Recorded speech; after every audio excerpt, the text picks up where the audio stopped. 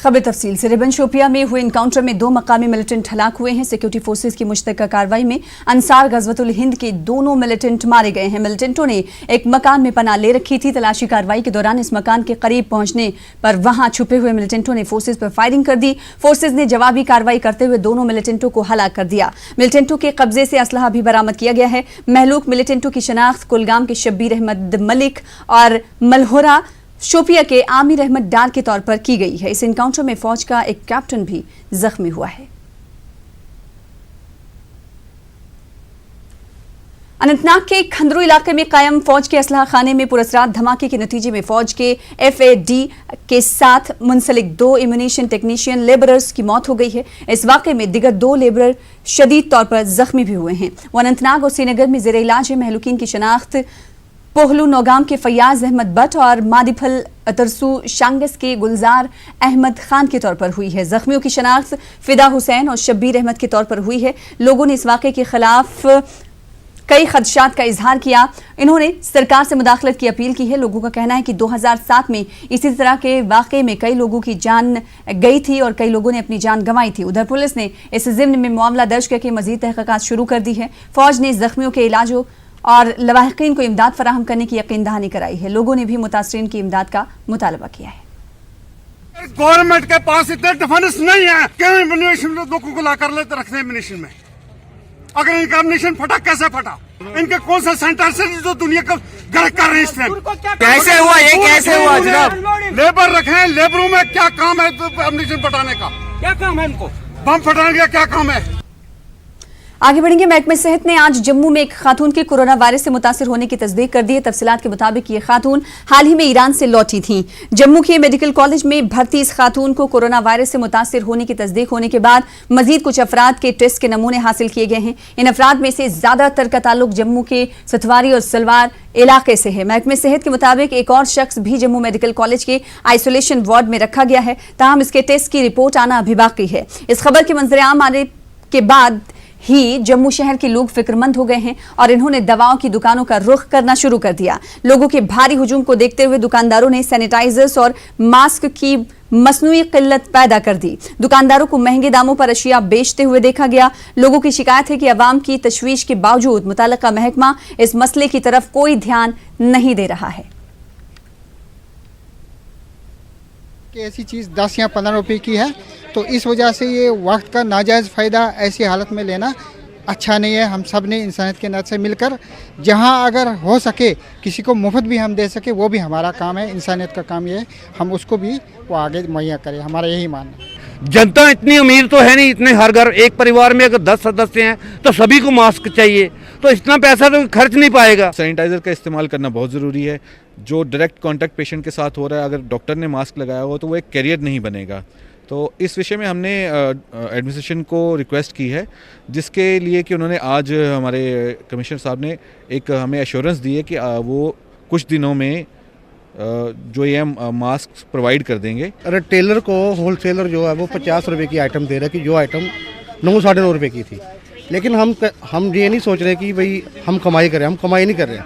हम चाहते हैं कि अगर हमारी वजह से पब्लिक को फ़ायदा मिलता है तो अगर हमें 50 की चीज़ ले रहे हैं तो कोई बात नहीं, हम उसको 85 की देंगे। हमने मास्क में अभी इतना वो मार्जिन नहीं रखा। अब N95 जो कोई मास्क का वो 90 रुपीज़ 80 रुपीज़ का हमारी परचेज थी।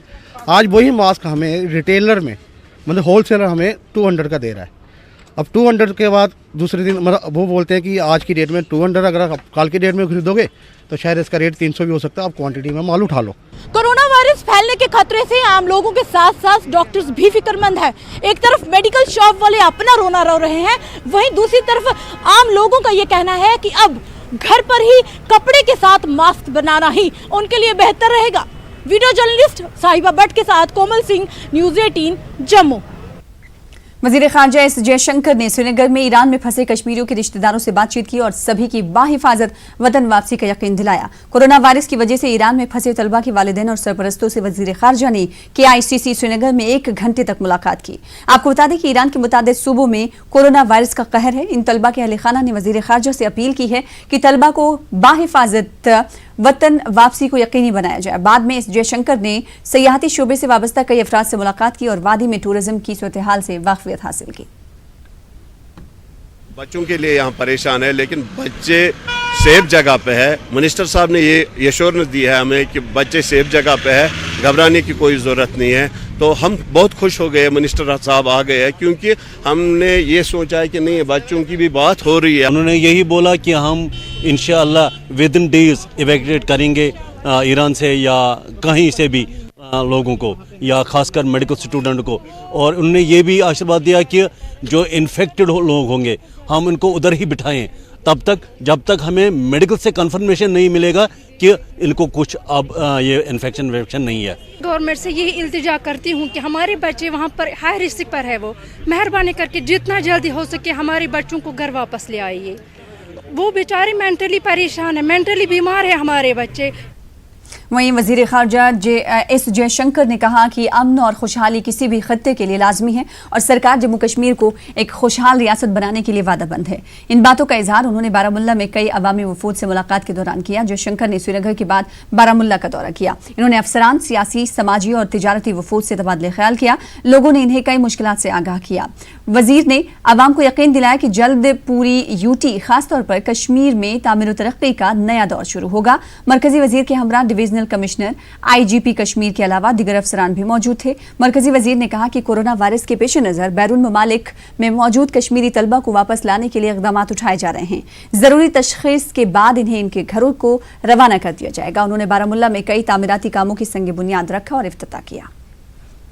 ईरान में फंसे हैं तो बहुत सारे स्टूडेंट लोग हैं जो यहाँ के हैं, तो उनकी परिवार जो होगी तो वो तो चिंतित होंगे। उसको कभी हम ये हमारी कोशिश है कि जितना जल्दी उनकी टेस्टिंग करके स्क्रीनिंग करके वापस ले। जो भी कश्मीर के मसले जो हैं हम लोग उसको प्रायोरिटी देंगे और मेरे साइड से उतना तो मैं आश्वासन दे सकता। तभी होगी जहाँ जब इन्वेस्टमेंट और एम्प्लॉयमेंट हो, उसका तरक्की का मतलब ही वही। तो कैसे कश्मीर के ब्रांड बढ़ाएं, टूरिज्म को बढ़ाएं, तो ये भी एक मुद्दा है जहाँ जरूर मेरे साइड से जो भी हो सकता है। और एक कुछ तो हिंदुस्तान में करना है ब्रांड प्रमोशन, पर कुछ जो है हिंदुस्तान के बाहर भी करना है। कोरोना वायरस के खतरात और उसके फैलाव से बचने के लिए डिप्टी कमिश्नर कुपवाला ने DC ऑफिस में एक मीटिंग मुनक्किद की। महकमे सेहत के तमाम BSOs और CMOs इसमें शामिल रहे। मीटिंग में इस बात पर जोर दिया गया कि तमाम अस्पतालों में अलग अलग वार्ड तैयार रखे जाएं। डिप्टी कमिश्नर ने द्रगमुला में एक नई अस्पताली इमारत का इफ्तिताह भी किया। उन्होंने अवाम से अपील की कि जो भी लोग बाहर से वापस लौटें वो पहले नजदीकी अस्पतालों में इस वायरस के मुतालिक जांच कराएं। जरिए सबसे पहले मैं लोगों को ये कहना चाहूँगा कि किसी भी तरह के पैनिक या डर की इस वक्त ज़रूरत नहीं है। और कश्मीर के अंदर जितने भी सैंपल्स भेजे गए थे सबका नेगेटिव रिपोर्ट आई है, तो अभी तक वैली में इस तरह का कोई भी पॉजिटिव केस सामने नहीं आया है। साथ ही साथ हमें बहुत ही कॉशियस और अलर्ट रहने की ज़रूरत है इस चीज़ को लेकर के। और कुछ बेसिक गाइडलाइंस हैं वर्ल्ड हेल्थ ऑर्गेनाइजेशन के द्वारा और मिनिस्ट्री ऑफ हेल्थ ने जो जारी की हैं, जिसके अंदर पर्सनल कांटेक्ट को जितना ज़्यादा से ज़्यादा हम अवॉइड करें और बेसिक हाइजीन को फॉलो करें, जिसके अंदर बेसिक हाथ धोना है और कम से कम लोगों से इंटरेक्ट करने वाली जो चीज़ें हैं उनको हम फॉलो करने की कोशिश करें। स्कूल्स के लिए हमने प्रिकॉशनरी मेजर पर सिर्फ असेंबलीज़ को अभी बंद किया है, वो भी इसी चीज़ को देखते हुए कि ज़्यादा गैदरिंग्स ना हो। ITI पटन में डिप्टी कमिश्नर बारामुल्ला डॉक्टर जी नित्तू की सदारत में एक मीटिंग मुनक्किद हुई। DC ने कहा कि इस बीमारी से निपटने के लिए यानी कोरोना वायरस से निपटने के लिए अस्पतालों में सारी तैयारियां की गई हैं। उधर बाजारों में मास्क की फीस और खरीदो फरोख्त तेजी से बढ़ रही है। फेस मास्क की खरीदो फरोख्त तेजी से बढ़ रही है। बाजारों में महंगे दामों में मास्क फरोख्त किए जा रहे हैं। डिप्टी कमिश्नर बारामुल्ला ने वाजे किया कि अगर कहीं पर भी कोई दुकानदार मास्क महंगे दामों में फरोख्त करते हैं तो उनके खिलाफ सख्त कार्रवाई की जाएगी। जहाँ कहीं भी हमें शिकायत मिलेगी कि मास्क के हवाले से, सैनिटाइज़र के हवाले से कोई होर्डिंग दुकानदार कर रहे हैं, उनके खिलाफ सख्त से सख्त कार्रवाई की जाएगी। मैं आवाम को भी अपील करता हूं कि वो इन चीज़ों का इस्तेमाल सिर्फ तभी डिमांड करें जब इसकी ज़रूरत होगी, अदरवाइज़ ये आम एक बिजनेस के तौर पर इसको प्रमोट करने की कोशिश न करें। के डिविजनल कमिश्नर एस विश्वास ने दिल्ली से आए हुए डॉक्टरों की टीम के हमरा करगिल का दौरा किया। डॉक्टरों ने लोगों, पंचायतों के अरकान और मजहबी रहनुमाओं से मुलाकात की और इन्हें कोरोना वायरस के बारे में जानकारी दी। डिविजनल कमिश्नर ने कहा कि करगिल में कोरोना वायरस का कोई भी मुश्तबा केस नहीं है। इन्होंने कहा कि ईरान से आने वाले ज़ायरीन की मुकम्मल जांच की जाएगी। लोगों से एहतियात बरतने की भी अपील की। हेल्थ डिपार्टमेंट, डिस्ट्रिक्ट एडमिनिस्ट्रेशन, दोनों DC ले, DC करगिल, दोनों CMOs, सारे ब्लॉक के बीएमओज हर एक को जो नेशनल लेवल के प्रोटोकॉल्स हैं, जो सिस्टम्स डिवाइस्ड है, उसके तहत बहुत डिसिप्लिन्ड तरीके से जो भी मैंडेटेड काम हैं वो किए जा रहे हैं। गंदू भलीसा में कोरोना वायरस के ताल्लुक से एक बेदारी प्रोग्राम मुनक्किद किया गया। महकमे सेहत से जुड़े अफराद, आशा वर्करों और दीगर लोगों ने इसमें शिरकत की। तिब्बी माहिरीन ने कोरोना वायरस के बारे में जानकारी दी और इससे बचने की तदाबीर से भी शुरका को वाकिफ कराया। बीएमओ ने इस ताल्लुक से बड़े पैमाने पर शोर बेदारी मुहिम चलाने की हिदायत दी। उन्होंने कहा कि जिले में हेल्पलाइन सेंटर्स भी कायम की गई हैं।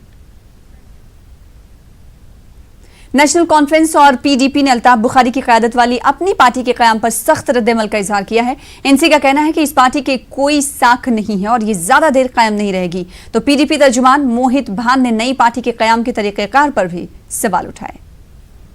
इसका जवाब सीधे सीधे आईबी वालों से पूछ लीजिए, क्योंकि ये उन्हीं की देन है कश्मीरियों को उन्होंने 84 में भी एक दफ़ा फारूक साहब की हुकूमत को गिराने में इन्हीं लोगों का हाथ था। और आज जो उस वक्त फाइनेंसर था अल्ताफ बुखारी साहब, जो उस वक्त 84 की तब्दील करने में, आपको मालूम नहीं होगा, फाइनेंसर जो था वो अल्ताफ बुखारी और उसका बाप था।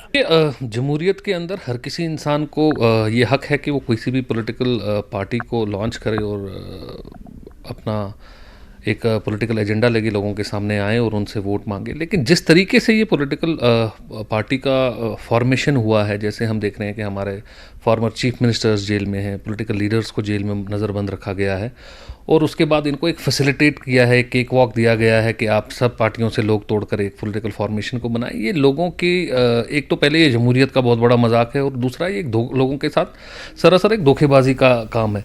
मैं समझ रहा हूँ कि ये एक किस्म का एक पॉलिटिकल सुसाइड भी है और दूसरा एक जमहूरियत का सबसे बड़ा मजाक है। सुपुर के गुनबर्थ में एक ट्रक पर हाई टेंशन ट्रांसमिशन लाइन गिरने से एक ट्रक ड्राइवर की मौत हो गई है, जबकि कंडक्टर जख्मी हुआ है। ट्रक में मौजूद मजीद 2 अफराद मौजज़ाती तौर पर बच गए। रिपोर्ट्स के मुताबिक high tension transmission line truck पर गिर गई थी। महलूक की शनाख्त जालूरा के वहीद अहमद लोन के तौर पर की गई है। जख्मी गुलजार अहमद लोन को SDH सुपुर मुंतकिल कर दिया गया है। इब्तदाई जांच से पता चला है कि ड्राइवर ने ट्रैफिक जाम से बचने के लिए दूसरी रूट इख्तियार की थी। गाड़ियाँ ब्राड की तरफ से जाने लगी। जब सीलो में जाम हुआ था तो गाड़ियाँ ब्राड की तरफ जाने लगी। वहाँ पे जो रोड है, रोड के साथ में